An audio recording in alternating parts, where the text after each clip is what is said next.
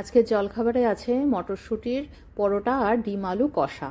এবার তোমরা যারা ভেজিটেরিয়ান তারা ডিমটাকে স্কিপ করে দেবে, আলু ফুলকপির তরকারি করতে পারো বা দম আলু।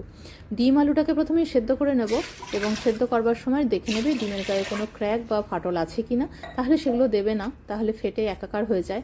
আর সুন্দর দেখতে ডিমও অনেক সময় ফেটে যায়, তার জন্য ওপর থেকে লবণ দিয়ে দেবে, তার জন্য খুব তাড়াতাড়ি সেদ্ধ হয়ে যাবে আর ফেটেও যাবে না। আটাটাকে খুব ভালো করে মেখে নিয়েছি, একদম টাইট করে সুন্দর করে। এবার লেচি কেটে নেব, ছোট ছোট করে বাটি করে তার মধ্যে 1 চিমটে আটা এরকম আঙুলে করে টিপ করে লাগিয়ে নিয়ে তার মধ্যে বেশ অনেকটা করে পুর দিয়ে দেবো, একদম ভরে ভরে। আর বেলবার সময় আমি 1 ড্রপ করে অয়েল ইউজ করব। আর ভাজবার সময় কোনো রকম তেলের দরকার পড়বে না। আমি পুরোটাই দেখাচ্ছি, তাহলেই তোমরা বুঝতে পারবে ওটা ডিপ ফ্রাই কচুরি না শুধুমাত্র এরকম আটার পরোটা। আটা দিয়ে করে নিলাম, যার ফলে কিন্তু যারা পার্থক্যটা জানে ময়দা বা আটার, তাহলে তাদের কাছে বুঝতে আর কোনো রকম অসুবিধা হবে না। তারপরেও অসুবিধা থাকলে অফকোর্স কমেন্ট বক্সে জানাবে।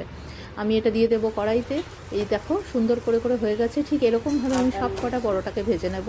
আর ওপাশে আমি দেবো খানিকটা তেল, আর তার মধ্যে মশলা আর আলুগুলোকে কষিয়ে নেব। আমি ডিম সেদ্ধ করে রেখে দিয়েছি, সেই ডিমগুলোকে ভাজবও না আর মশলার সঙ্গে অনেকক্ষণ ধরে কষাবও না। তুমি যদি অনেকক্ষণ ধরে কষাও সেটাও কিন্তু গুরুপাক হয়ে যায়, কেননা ডিম কিন্তু সহজপাচ্য তখনই যখন সেটা তুমি অতক্ষণ ধরে না কষিয়ে রান্না করবে। ব্যাস আমার রেডি মটরশুঁটির পরোটা আর ডিম আলু কষা। ব্যাস, সকালে জলখাবার কেমন লাগলো?